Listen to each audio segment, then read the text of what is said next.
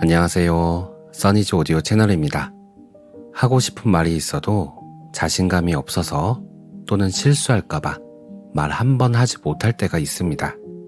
한두 번이 아니라 평생에 걸쳐 이런 일이 반복되다 보면 칭찬을 받아도 그것을 굉장히 부끄럽게 느끼거나 정말 좋은 기회들이 눈앞에 다가와도 계속 놓쳐버리게 됩니다.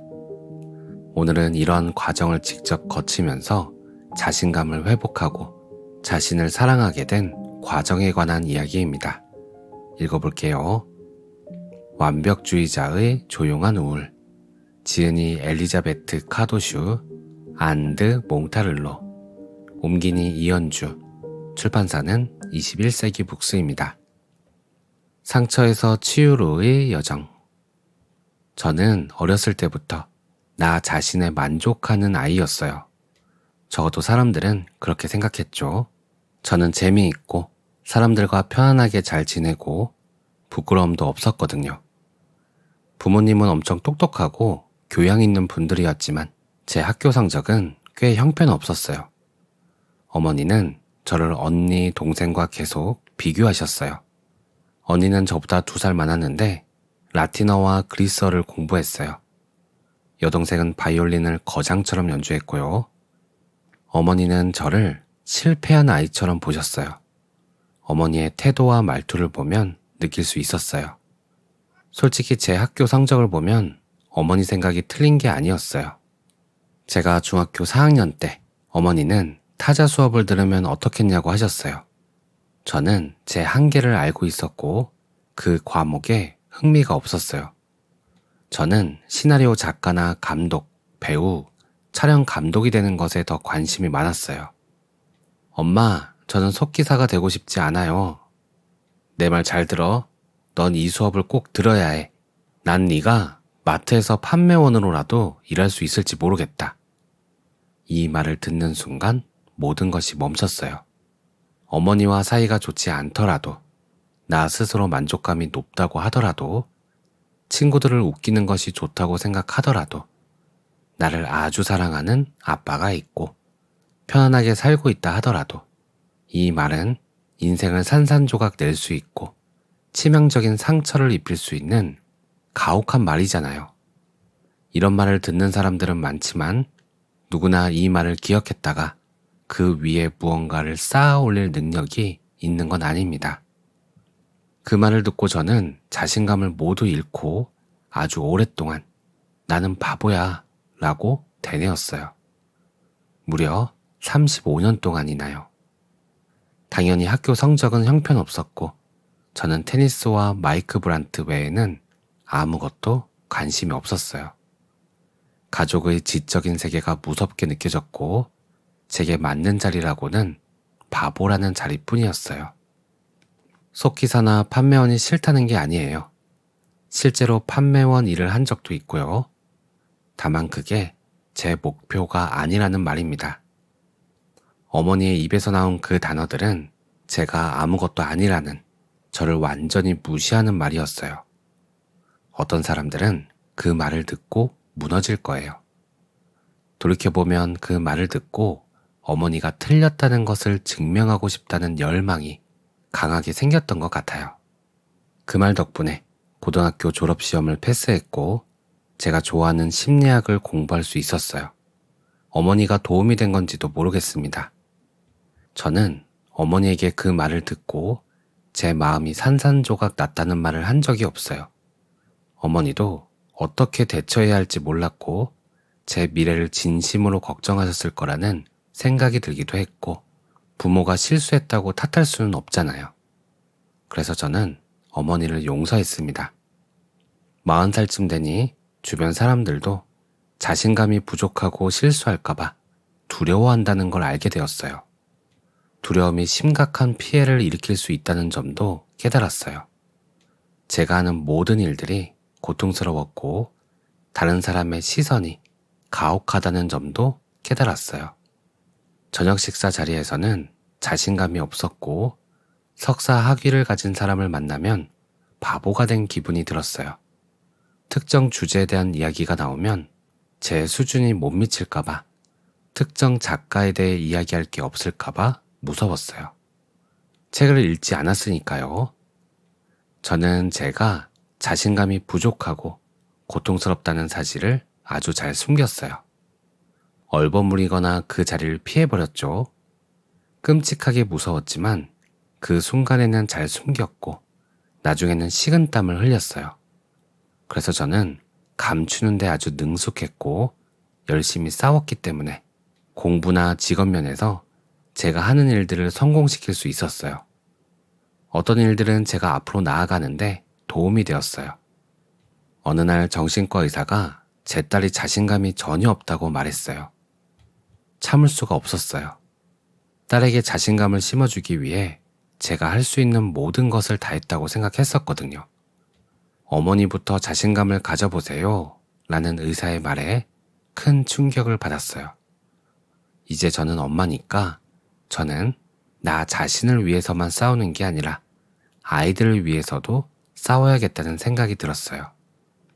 M6 방송국에서 프로젝트 매니저로 일하며 지루함을 느끼고 있을 때 같이 일하는 친구가 왜 정기 프로그램 디렉터에 지원하지 않느냐고 물었습니다. 저는 코웃음을 쳤어요. 네네, M6의 이번 사무실로 쳐들어가서 그 자리를 내놓으라고 하면 되겠네. 너무 쉽다. 그럼 계속 그렇게 지루하게 살아. 불평 따윈 하지 말고. 석 달 뒤에 친구가 한 말이 생각났어요. 그래서 친구에게 그 말이 진심이었는지 물어봤어요. 당연하지. 네 경력이나 심리학에 대한 지식, 수행한 프로젝트, 사람들과의 관계, 주변 세계에 대한 이해, 친밀함까지 넌 프로그램 디렉터가 되기 위한 모든 자질을 완벽하게 갖추고 있잖아. 자신감이 없는 사람에게는 충격적일 수 있겠지만 그 뒤에 저는 미친 짓을 했어요. 제가 생각해도 미친 짓 같았어요. 디렉터 사무실로 불쑥 들어가 그 앞에 서서는 지금 프로그램 디렉터가 없지만 그건 곧 바뀔 거예요. 당신이 찾고 있는 사람이 바로 앞에 있는데도 이 사람이 그 사람인지도 못 알아보시네요? 라는 식으로 확신에 차 말했어요. 디렉터는 깜빡 속았고 6개월 뒤 제게 그 자리를 맡겼어요. 저는 그 뒤로 멋진 장수 프로그램을 여러 개 런칭했어요. 인테리어 프로그램을 만들었고 마스터 셰프 프로그램도 만들었어요. 에이즈 백신 발명처럼 엄청난 일을 한 게 아니라서 그렇게 자랑스러워할 일은 아니지만 그래도 전 스스로 만족스러웠어요. 하지만 축하가 쏟아지는데 칭찬을 잘 받아들이기가 어려웠어요. 항상 제 성공을 팀과 진행자 등 다른 사람들의 공으로 돌렸죠. 신살이 되었을 때 아버지가 돌아가셨어요. 나이가 많으셨어도 멋진 삶을 사셨죠. 저는 어머니와 사이가 좋지 않았기 때문에 아버지는 제 인생에서 큰 의미였어요. 아버지가 돌아가신 날 갑자기 깨달았어요. 나를 평가하는 아버지는 더 이상 없구나. 그래서 과감히 도전에 뛰어들었죠. 직장을 곧바로 그만두지 않았어요. 계약 기간과 약속한 바를 지키고 싶었거든요. 그런데 1년 3개월 후에 직장을 떠났어요. 공연도 하고 싶고 글도 쓰고 싶었거든요. 그래서 연극을 쓰고 무대에 올라 공연을 했는데 어느 날부터 자신감이 생기더라고요. 저는 아버지와 어머니로부터 동시에 자유로워진 것 같았어요. 나중에 어머니는 제가 쓴 유머러스한 책 시리즈를 읽고 교정도 해주시고 좋아하고 축하도 해주셨는데 놀라운 일이었죠. 어머니가 제게 대단하다고 하다니. 믿기 어려웠지만 어머니는 제 친구들에게 제가 훌륭하다고, 제가 이룬 모든 것을 높이 평가한다고 말씀하셨어요. 무대에 올라 나 자신을 적나라하게 드러내면 자신감이 생겨요. 관객들의 웃음을 들으면서 큰 위안을 받아요. 처음으로 제가 공연장 전체를 웃길 수 있구나 깨달았어요. 그 후에는 교양이 넘치지 않아도 괜찮구나, 이걸 할 수 있구나 라고 스스로에게 말하게 되었어요. 부모님의 시선으로부터 자유로워졌지만 마음속에서는 여전히 교양이 부족하다는 평가를 받을까봐 걱정하고 있었던 거예요. 하지만 연기를 하면 모든 걸 잊고 정말 나 자신이 되어 모든 것을 보여줄 수 있고 어머니의 기대와 다르더라도 신경 쓰지 않을 수 있었어요. 사람들을 웃게 만드는 것이 가장 큰 선물입니다. 사람들을 울게 만드는 것도요. 성공에는 단 한 가지 정의만 있는 게 아니라고 생각해요. 양치기나 목수, 속기사, 심지어 마트 계산원으로도 성공할 수 있지만 가장 중요한 것은 무언가를 하고 그 일을 하면서 행복해하는 것입니다. 그리고 성공은 돈을 얼마나 버느냐로 측정할 수 없다고 생각해요. 저는 지금까지 많은 직업을 거치면서 많은 것을 성취했지만 진정한 성공은 백신을 찾아 세상을 바꾸는 일이라고 생각해요. 저는 예술가도 좋아하지만 생명을 구하는 일을 하는 연구자들을 보면 대단하다는 생각이 들어요. 여성은 항상 스스로에게 더 많은 질문을 하기 때문에 남성보다 자신감이 떨어지는 경우가 많습니다. 여자아이들은 3살 때부터 스스로에게 실존적인 질문을 던집니다. 모성애가 자신감을 줄 수 있어요. 무조건적인 사랑을 주고 당신이 아름답다고 훌륭하다고 생각하는 사람이 있다면 그건 바로 아이들입니다. 물론 아이들과 잘 지낸다는 전제 하에서요. 하지만 엄마이기 때문에 상상할 수 없을 정도로 경력이 차단되기도 해요. 끔찍한 고백을 하자면 맞아요. 회사 대표로서 저는 이미 아이들이 다 큰 여성을 고용할 가능성이 더 높아요. 그렇지 않으면 출산 휴가를 내고 소아과 의사와 약속을 잡을 거라는 걸 알고 있으니까요. 끔찍하지만 그게 현실입니다. 저는 미친 듯이 일하는 사람이었어요. 프로그램 여러 개를 통솔하고 책임감도 컸지만 체계적으로 계획을 세워 아이들을 돌보고 직접 재웠어요. 집에 돌아왔을 때 아이들이 자고 있는 게 싫어서 아이들과 시간을 보낸 다음 다시 일하러 갔어요. 오후 9시까지 사무실에 남아 일하지 않았어요. 맡은 업무를 끝내기만 하면 아무도 신경 쓰지 않는 직업이어서 운이 좋았죠. 정말 많은 계획을 세워야 하고 노력해야 했지만 이 방식은 잘 통했어요. 가끔은 휴가를 갈 때 휴대전화와 노트북을 들고 갔어요. 아이들을 어머니에게 맡기고 일하러 해변으로 가기도 했어요. 항상 가능한 일도 아니고 항상 어려운 선택이지만 엄마여도 경력을 가질 수 있다고 확신합니다. 직장에서 여성성은 자산도 핸디캡이 되어서도 안 됩니다. 30살 때는 제가 가진 모든 여성적 무기를 꺼내 들었지만 40살 이후에는 생각을 다르게 했어요.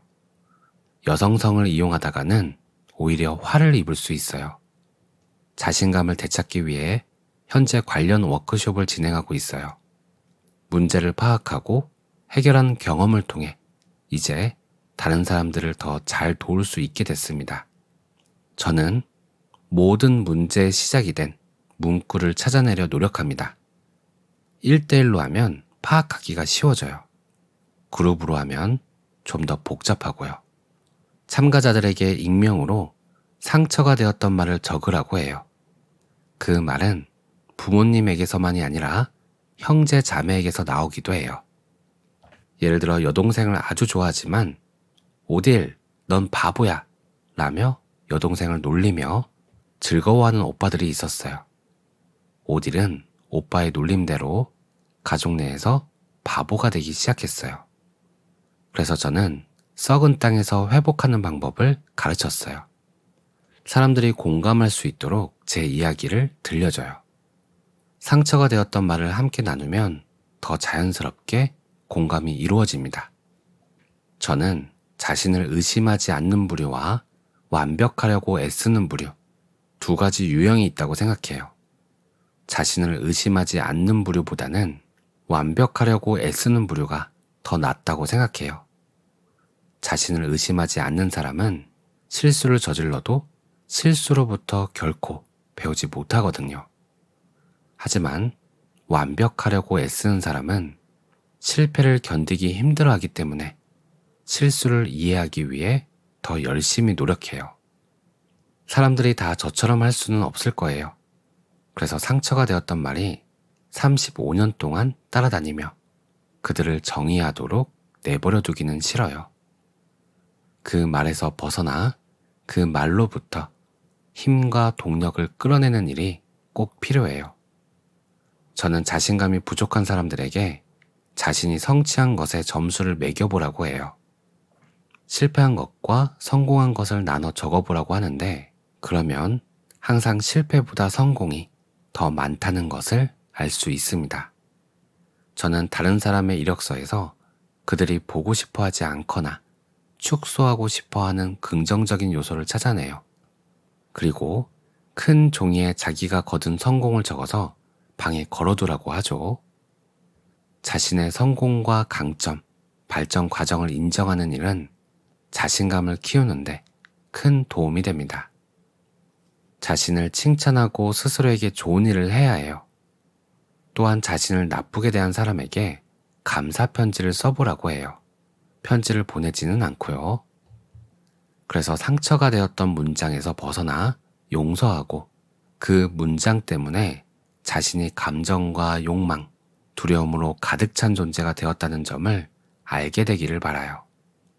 고통은 종종 우리는 더 나은 사람으로 만들어주기 때문입니다. 자신감이 없어도 거기에서 빠져나오는 방법을 안다면 자신감을 회복할 기회를 가질 수 있어요. 그렇게 스스로 치유되는 거죠. 오딜, 넌 바보야 라며 놀리던 오빠는 질투를 한 거예요. 제 어머니는 제가 잠재력을 낭비하고 있다고 생각했고요. 어머니가 제게 했던 말은 당신의 불안감을 투영한 말이었어요. 모든 것을 완벽하게 해내지 않아도 괜찮아요. 부모님이 사랑을 듬뿍 주고 상처 주는 말을 하지 않더라도 출생 배경 때문에 또는 상황이 어려워서 제대로 해내지 못하는 경우도 생겨요. 그렇기 때문에 우리는 두려움에 대해 생각해야 하고 앞으로 어떻게 나아가고 자신을 복원하고 사방에 작은 반창고를 붙이고 자신을 사랑할지 생각해야 해요. 누구나 자기 내면에서 성장과 치유에 도움이 되는 무언가를 찾을 수 있습니다. 오늘 내용은 여기까지입니다. 누구나 가슴에 상처 한 번 없었던 사람은 없는 것 같아요. 다만 아픈 그 부위를 어떻게 바라보고 얼마나 돌보았는가에 따라 상처를 아물게 할 수도 있고 상처를 성장의 동력으로 삼을 수도 있고 다른 사람의 상처를 함께 돌볼 수도 있는 것 같습니다.